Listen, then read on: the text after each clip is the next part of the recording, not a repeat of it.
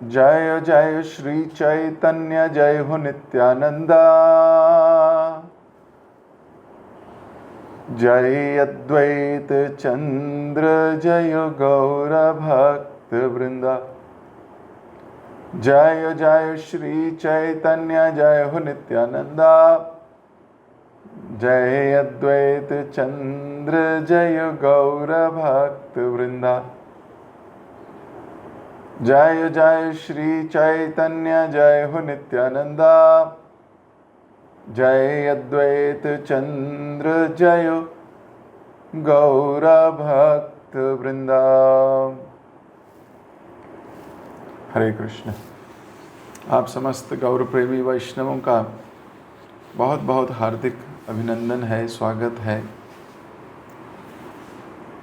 हम लोग चैतन्य मंगल लोचनदास ठाकुर द्वारा कृत पढ़ रहे हैं।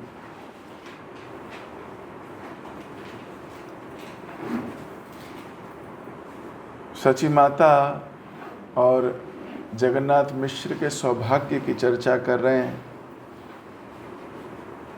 घर अब घर थोड़ी है, घर अब मंदिर है। भक्त लोग आते जाते रहेंगे। लोगों के घर कैसे होते हैं? क्लोज्ड। ना कोई आवे ना कोई जावे।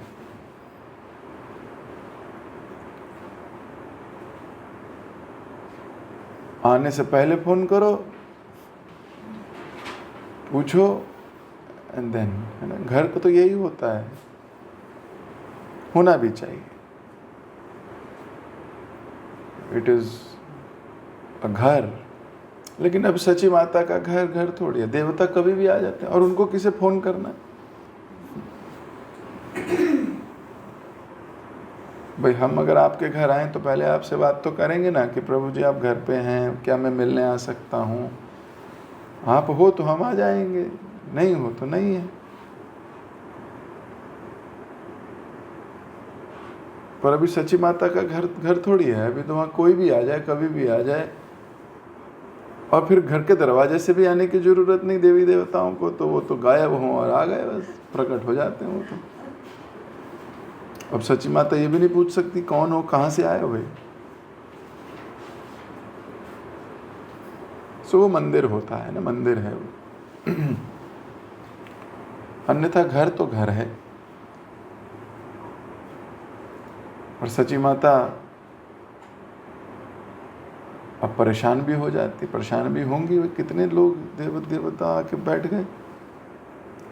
अब फिर बालक इनका है, लेके ले गए और पूजा कर रहे हैं उसकी। अरे भाई मेरा बेटा है, तुम काहे पूजा कर रहे हो उसकी? अभी तो पूजा कर रहे हो, कल को ले गए तो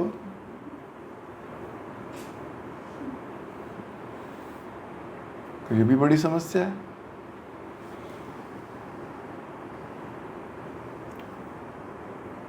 तो कोलाहल सुनकर जगन्नाथ मिश्र भी जाग जाते हैं। वो भी कहते हैं शोर क्यों हो रहा है? अब ये क्या बताए शोर क्यों हो रहा है? बोले ब्रह्मा जी भी थे, शिव जी भी थे, देवता गण थे, सारे के सारे पुत्र की सेवा कर रहे थे। और वो पुत्र की सेवा कर रहे हैं, पुत्र राधा कृष्ण का गान गा रहा है। तो सची माता बोली मुझे ऐसा लग रहा है कि मेरा सपना था, स्वप्न देख लिया मैंने कोई। तो जगन्नाथ मिश्र कहते हैं स्वप्न कैसे हो सकता है? अगर तुम स्वप्न देख रही थी तो शोर मुझे क्यों आ रहा था? भाई अगर कोई व्यक्ति सपना देखता है तो उसी के अंदर तो चल रहा होता है ना, बाहर थोड़ी आता है।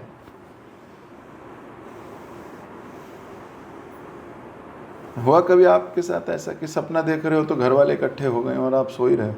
बोले क्या? उन्हें सपने में शोर बहुत मच रहा था। तो जरा अपने सपने स्लो मोशन या वॉल्यूम कम करके देखा कर। ऐसा तो कभी नहीं कहा। टीवी टूवी चल रहा हो तेज आवाज में तो घर वाले आ जाते होंगे कि भाई इतनी तेज टीवी चलाते हो।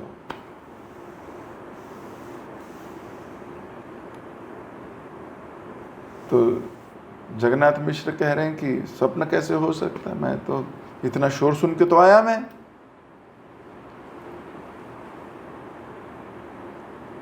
तो सच्ची माँ कह रही है कि मैं तो डर गई थी, तो डर के मारे मैंने भेजा आपके पास उसको, और पायों में पायल थी नहीं, छन छन करके चल रहा है। मैं तो यही सोच के देख के घबरा गई।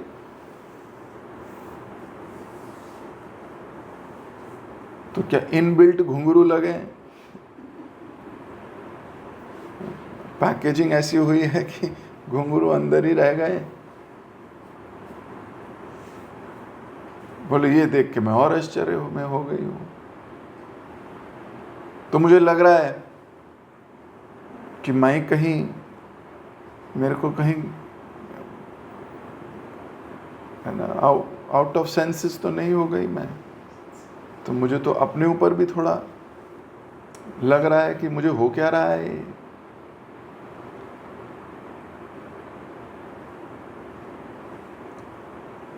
तो बोली वैसे भी पहले 7 बालक मेरे जा चुके, निधन हो गया 7 पुत्रियों का, अब ये भी चला गया कहीं तो मैं जीवित नहीं रह पाऊंगी।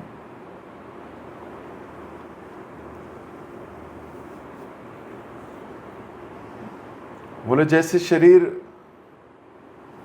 में से आत्मा चली जाती है तो शरीर किसी काम का नहीं रहता है ना। हम शरीर को प्रिजर्व करते हैं, कितना भी प्यार करते हो, शरीर चला जाए तो फिर उसको थोड़ी रखते हैं आप जैसा था 1 दिन 2 दिन, उसके बाद तो बोलते हैं हटाओ इसको, चाहे कितना भी बहुमूल्य व्यक्ति हो। बोले वैसे मैं भी नहीं रह सकती। और जगन्नाथ मिश्र को बोलती है कि इसे संकट से बचाने का उपाय करो ना कोई। तो बीवी तो पति को बोलती है ना कि करो कुछ तो करो, तुम कुछ ऐसा करो कि देवतागण उसके लिए मंगल लेकर आए, प्रारंभ से लेकर आखिर तक। तो माँ की चिंता है, माँ की ये चिंता दिख रही है कि वो निमाई के लिए कितनी चिंतित है। उसको लग रहा है इस पे कोई कष्ट ना आए। कौन सी माँ चाहती है कि उसके बेटे पे कष्ट आए? कोई भी नहीं चाहती। लेकिन फिर भी यहाँ तो दिव्यता का प्रदर्शन हो रहा है। उनका तो बालक ही बहुत दिव्य है।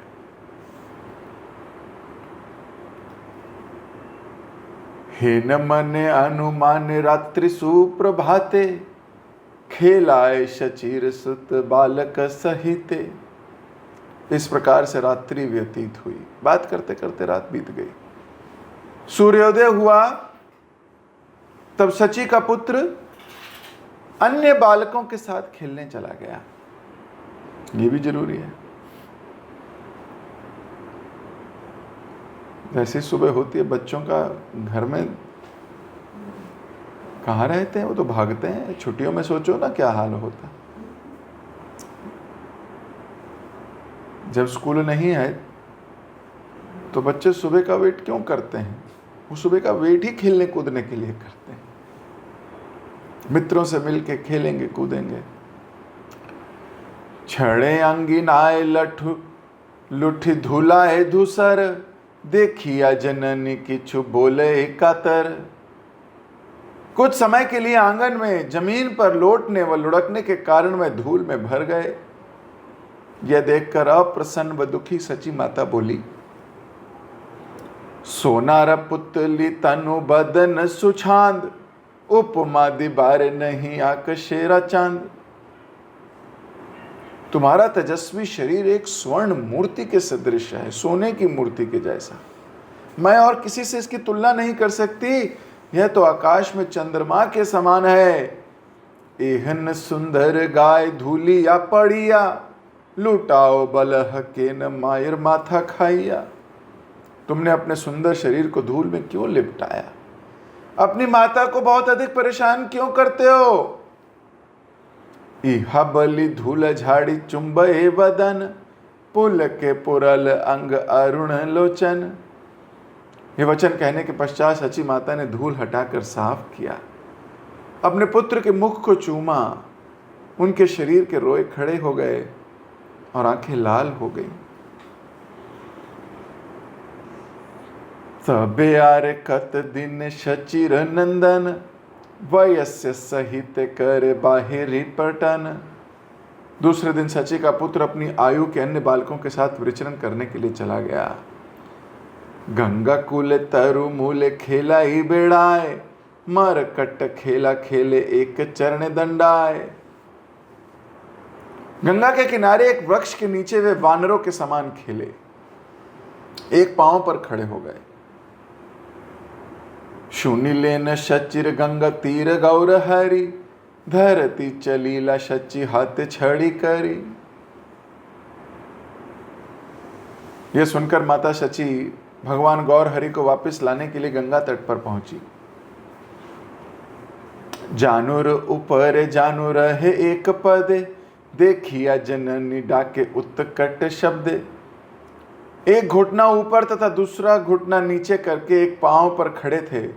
यह देखकर शची माता ने उसे जोर से पुकारा, माया रे दिखिया प्रभु पलाई जाए, मतिल कुंजर ये न उल्टिया चाय। अपनी माता को देखकर भगवान गौर भाग गए, एक पागल हाथी के समान दौड़ लिए। धर धर बलि डाक छाड़े शची रानी, आगे आगे धाय मोरा प्रभु द्विजमानी। सची बोली, पकड़ो उसको, पकड़ो उसको। ब्राह्मणों के शिरोमणि मेरे भगवान निरंतर भागते रहे। धरी बार चाहे शची धर ते न पाए, धाइया संधाइल प्रभु घरे रभितार। शची माता ने उनका पीछा किया किंतु पकड़ नहीं सकी।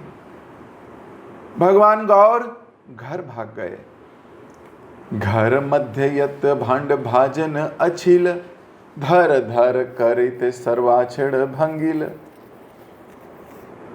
जब घर पहुंच गए तो उन्होंने प्रत्येक पात्र व प्रत्येक बर्तन को तेजी से झपट कर फेंका तथा सब तोड़ डाले और भागो पीछे। नासाय उंगली शची दाड़ा ही चाहे, हेट बदन करी प्रभु विश्वंभर राहे। उन्होंने अपनी नाक की एक ओर अपनी उंगली टिका दी। शची माता उन्हें दंड देना चाहती थी, भगवान विश्वंभर ने शर्म से अपना सिर झुका लिया। अति बड़ कंपित हईल लज्ज भरे, रोदन करे प्रभु अश्रु नेत्र झरे। उनका संपूर्ण शरीर लज्जा से कांपने लगा। जैसे ही उन्होंने अपनी शीश झुकाया, उनके नेत्रों से अश्रुओं की धारा बहने लगी। चंद्रेर ऊपर ये न खंजन बसिया, उगा रहे मति हार ये मन गिलिया। उनका मुखारबिंद चंद्रमा के तुल्य था, नेत्र अधीर खंजन पक्षियों के समान थे। उनके अक्षु मोतियों की लड़ी के सदृश थे। उनके अश्रु देखी शची गौर मुख प्रेम पूर्ण होइया, आई सको लेकर बल मोर दूला लिया।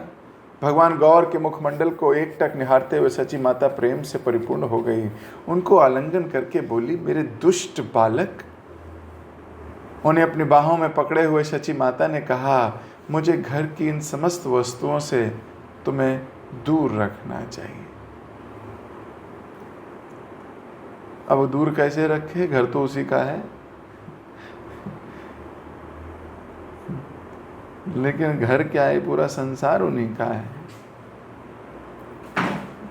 तो माता ने देखा एक पैर पे खड़ा है, वानरों की तरह गुस्सा करने के लिए भागी उसके प्रति।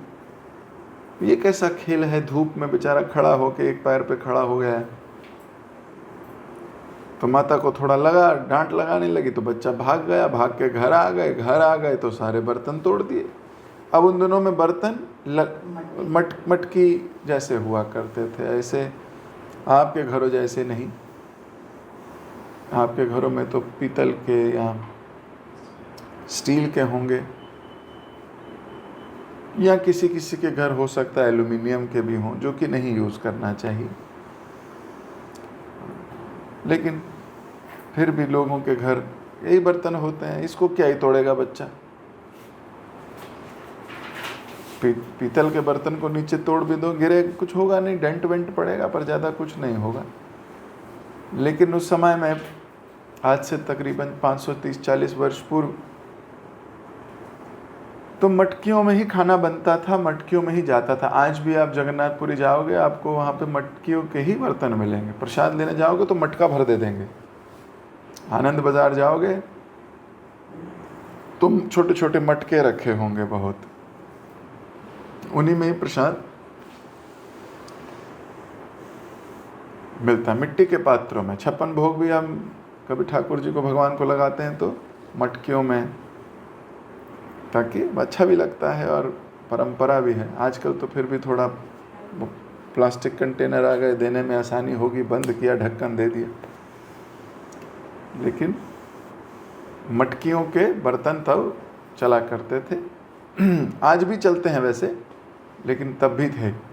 तो भगवान अंदर आए किचन में और निपटा दिया सब। अभी तो सब तोड़ दिया। अब टूट फूट हो गई तो माँ गुस्सा कर रही है, और ये भी बोल रही है मेरे दुष्ट बालक पर। ऐसा कैसे बोल रही है दुष्ट बालक? गले लग के, मुंह को चुंबन करके गले लगाया है और बोल रही है मेरे दुष्ट बालक। डांट भी नहीं सकती अच्छे से। कई बार माँ को बड़ा गुस्सा आ रहा होता है, बच्चे बहुत शैतानी करते हैं। और कई तो होते हैं धुरंधरों के भी धुरंधर, भयंकर धुरंधर। ना तो उनका पैर एक जगह टिकते, ना माँ के पैर टिकने देते। इधर से उधर, उधर से इधर। माँ कभी गलती से सो जाए तो जब उठे तो घर तो उलट पलट, चद्दरें बिखरी हुई हैं, गद्दे गिरे हैं बेड के, उछल कूद कर करके किचन में कुछ इधर पड़ा है, कुछ इधर पड़ा है। ओहो, बहुत मुश्किल है ना? लेकिन ठीक है, यही आनंद है, यही आनंद है, इसमें क्या है। तो बच्चे बड़े शैतान होते हैं। तो अब ये तो शैतान के भी शैतान हैं। ये तो अग्रज है ना, चौराग्रगण्यम पुरुषम नमामि, उस्ताद हैं, शैतानी के भी उस्ताद हैं। सिखाते ही यही है, पूरे ब्रज में यही सिखाया करते थे। बैठ बैठ के प्लान बनाते थे, कौन सी गोपी ज्यादा अहंकार वाली है, कौन सी गोपी जरा अपनी चीजों को लेके बड़ी वो है ना, मेरी चीजें। तो आप देखते ना, ऐसी माताएं होती हैं कई, उनकी एक कड़छी कहीं चली जाए उन्हें नींद नहीं आती रात भर। अरे मेरी कड़छी गई थी उनके घर, आई नहीं, है ना, उनको नींद ही नहीं आती। इतनी आसक्त होती हैं अपनी, है ना, चीज़ों पे। तो भगवान ऐसी प्लान बनाया, कौन सी गोपी ज़्यादा आसक्त है उसी का बैंड बजाएंगे।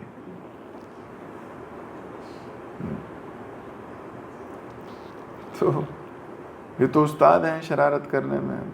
और जाके क्या क्या नहीं करते थे, आपको तो सब पता है सारी। पहले तो अगर दही मक्खन मिला नहीं सही जगह पे, तो सारी मटकियां इधर उधर तोड़ आते थे। और अगर कहीं बच्चा सो रहा है तो चुकोटी मार आते थे उसको, बोले रो। तो पूछते थे भाई इसको क्यों मारा? कह रहा माँ के कर्म की सजा बच्चे को मिलेगी। माँ मेरे लिए दही मक्खन छोड़ के नहीं गई, तो माता पिता के कर्मों की सजा जरा ये बच्चे को मिलेगी। तो उस बच्चे को चुकोटी माराते थे। कभी भगवान के, उनके घर में जो मंदिर होता था, मूर्ति को उठा के नीचे बैठाते थे और वहाँ वेदी पर सुसु भी करके आ जाया करते थे। बोलते थे लो तुम्हारा तो हो गया काम, अशुद्ध कर देते थे। भाई भक्त सुन रहे हैं तो प्रसन्न हो रहे हैं, है ना। वैष्णव जन प्रसन्न होते भगवान की लीलाओं। वहीं दैत्य कर रहे हो ऐसा काम, तो देखो वही कार्य भक्त करे, भगवान करे, सुंदर लगता है। वही कार्य अगर कोई ईर्ष्यालु करे तो अच्छा नहीं लगता। और ये ईर्ष्यालु लोग बोलते हैं हम करें तो गलत है, वो करे तो ठीक है। कृष्ण करें तो ठीक है, हम करें तो गलत है। बिल्कुल गलत है। इसलिए भक्तों की तो देखने की दृष्टि अलग है भाई। जो भक्त नहीं बन सकते ना, वो ये सब कार्य करते हैं, क्योंकि खुद तो बन सकते नहीं, दृष्टि आ नहीं रही।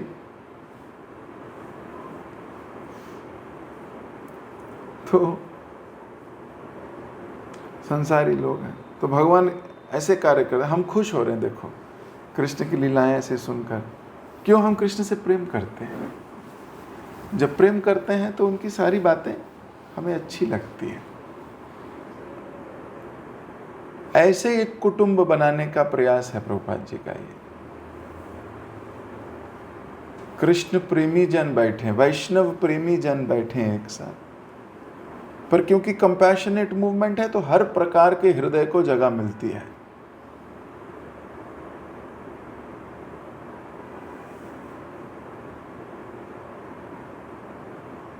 कंपैशन यही है, धीरे धीरे शुद्ध होता है, वो अपने पे काम करता है, तो उसे भगवान की ये लीलाएं अच्छी लगती हैं। तो हमें किसी दिन ये विचार करना है, आपके सामने हो रही होंगी ना तो आप विश्वास नहीं कर पा, बोलोगे नहीं कृष्ण कर सकते थे।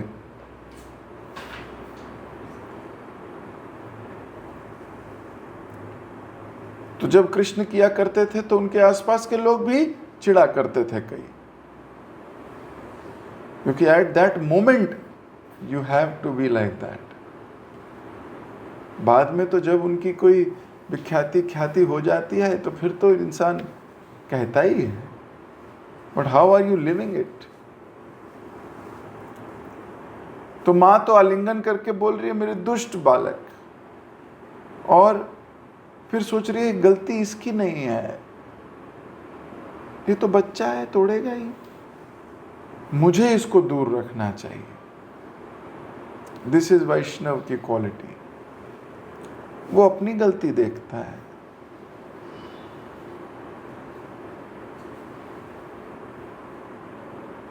इस संसार के लोग दूसरों पे गलती डालते हैं, सच्ची बात है।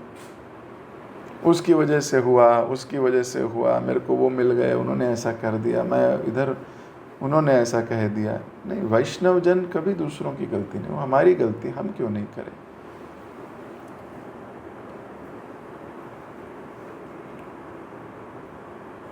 वैष्णवों का हृदय इतना विशाल होता है, कहीं दूर कुछ घटना घटी है, वैष्णव कहता है ओहो ये मेरी गलती है। बोलते आपकी गलती क्यों है? बोले अगर मैं उस व्यक्ति से पहले मिल जाता, उसको भक्त बना दिया होता, तो ऐसा कभी नहीं करता। तो मेरी गलती है कि मैं उसे भक्ति नहीं बना पाया। वास्तविकता है compassion. So that should be our first thing. इसकी भी ट्रेनिंग करो अपने आप की। You should tell your mind. अपनी गलती ढूंढना सीखो। दूसरों की गलती ढूंढने की सिखाने की जरूरत नहीं है, वो अपने आप आती है। अपनी गलती नहीं दिखती।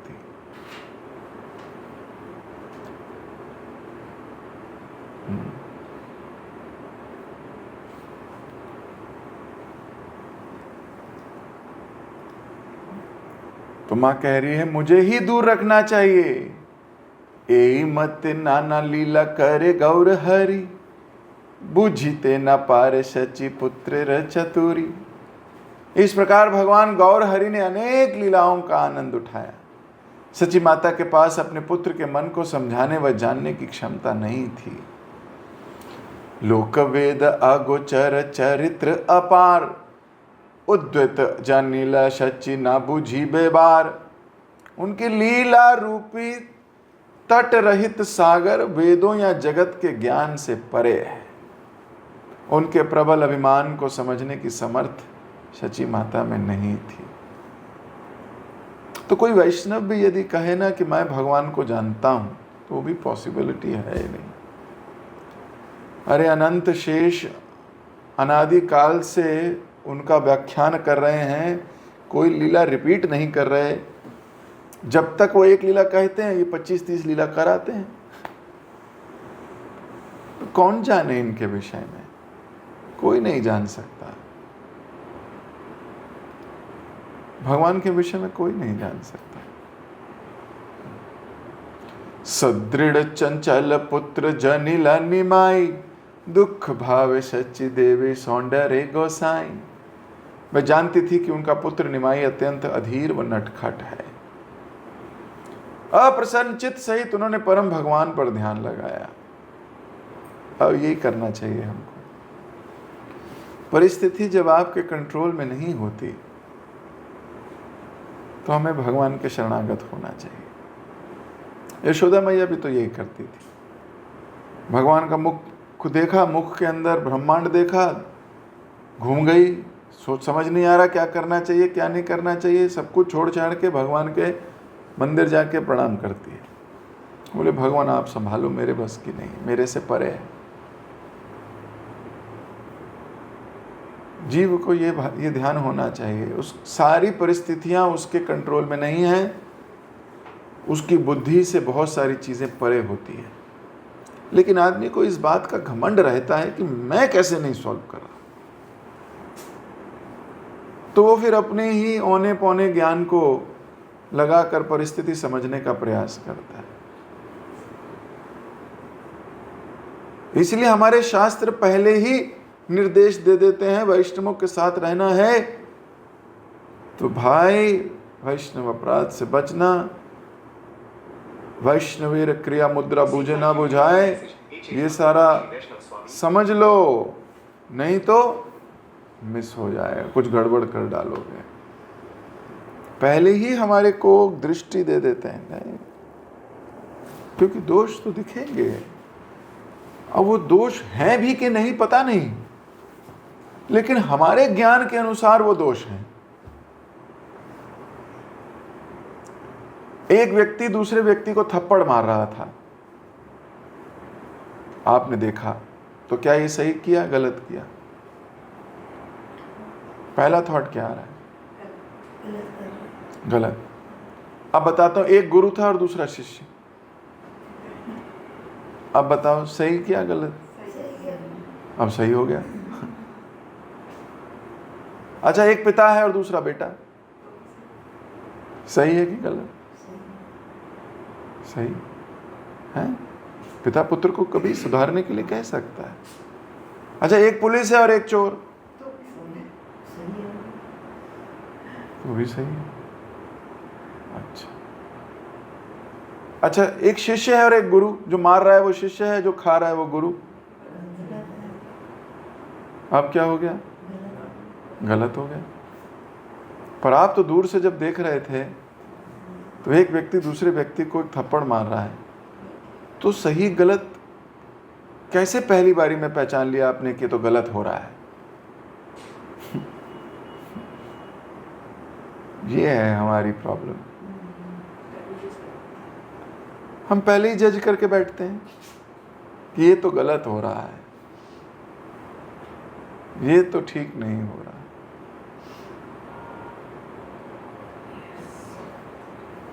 जब तक पूरी पिक्चर ना देखो तब तक क्या पता लगेगा क्या हो रही है। जब तक पूर्ण ज्ञान नहीं है तब तक क्या समझ में आएगी। अब जैसे ज्ञान मिला कि एक गुरु है और दूसरा शिष्य है, गुरु मार सकता है शिष्य को, तो आपने कहा आप सही हो रहा है, भाग्यवान शिष्य है।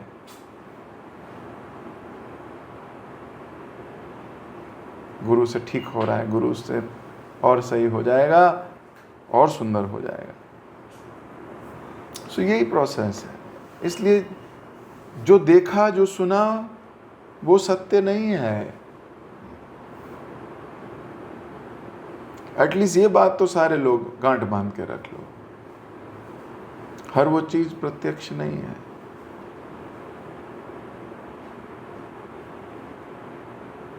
मेरे पास तो कई संसार के भी भक्तों के भी कई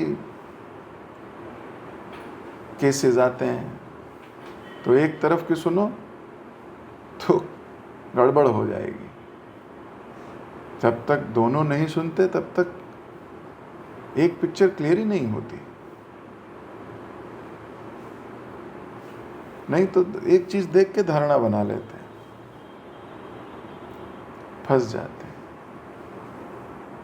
तो पर जब कभी ऐसी परिस्थिति आए, क्या करना है? हमारे शास्त्र कहते हैं कुछ नहीं करना है, भगवान के पास जाके प्रार्थना करनी है। उस वक्त दिमाग में कुछ गड़बड़ दिखी तो समझो या मेरे बस की नहीं है ये समझना, वैष्णवों की लीला है, कृष्ण लीला है। जाके सीधा भगवान को प्रणाम के, हे कृष्ण आप देखो। प्रॉब्लम तब है जब हम खुद देखने लगते हैं, हम करेंगे। ईर्ष्या की अलग अलग, और ईर्ष्या भी नहीं है, स्वयं सम्मान पाने की इच्छा से ईर्ष्या भी होती है। ईर्ष्या भी अपने आप नहीं होती, उसका पीछे भी कारण होता है। बहुत सूक्ष्म है, बहुत सूक्ष्म है। पर हमारे शास्त्रों में ये सूक्ष्म चीजें भी एकदम खोल के रखी हुई। व्यक्ति क्यों करता है ऐसा? और फिर शास्त्र बताते हैं ऐसा नहीं करना है। क्या करना है? भगवान को जाके प्रणाम करना है। यहाँ पे सची माता ने भी यही किया। अप्रसन्न चित्त से अप्रसन्न हो गई वो, क्यों? वो तो बहुत शरारती है, बहुत नटखट है। तो भगवान पर ध्यान लगाया, भगवान को मेडिटेट करने लगी, भगवान को प्रणाम करने लगी।